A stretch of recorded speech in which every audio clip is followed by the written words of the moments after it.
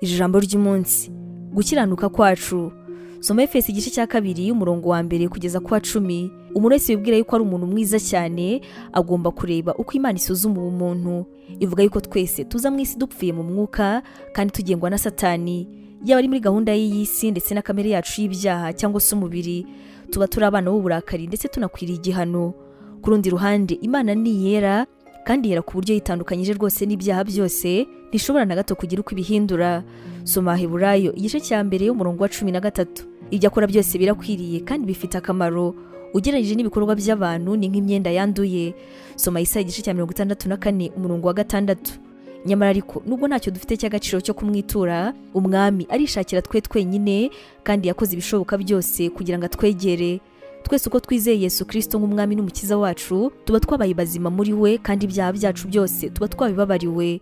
Hariho itandukaniro ritangaje rero hagati y'abo twari bo mbere ndetse n'abo turi bo none. Ntabwo dushobora kwigira abakiranutsi, byose ni impano yatanzwe nawe. Namara gutangaza yuko twacunguwe, nta na rimwe tuzongera guhamwa n'icyaha. Imana yavuze yuko mu bihe bizaza ishaka kwerekana ubutunzi buhebuje ndetse n'ubuntu bwayo mu kutugirira neza. Soma Efesi igice cya 2 umurongo wa 7. Iteka ryose tuzere ku rundi rukundo rw'Imana. Imana iguha umugisha. Ubu butumwa mwabuteguriwe kandi mwabugezwagaho na Nibinije Evangelical Ministries International, ariyo magambo ahinnye izwi nka Nemi.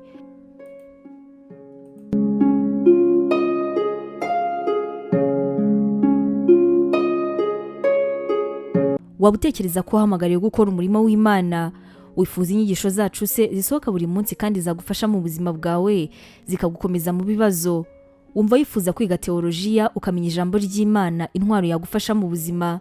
Duhereye kuri iki kibazo cya nyuma, niba igisubizo cyawe ari yego, ngufitiye inkuru nziza cyane. Tugufitiye ishuri rya teolojiya kandi wigira ku buntu.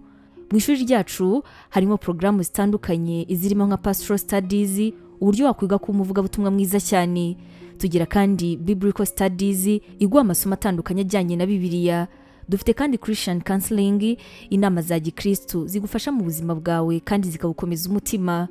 Kugira ngo ubashe gusobanukirwa neza ibi, wasura urubuga rwacu ari rwo wa#nemibibleinstitute.com, cyangwa se ukaba watwandikira kuri WhatsApp yacu ari ikimenyetso cyo guteranya 141 232 650 34. Twishimiye kuzaganira nawe ku byerekeranye n'ijambo ry'Imana.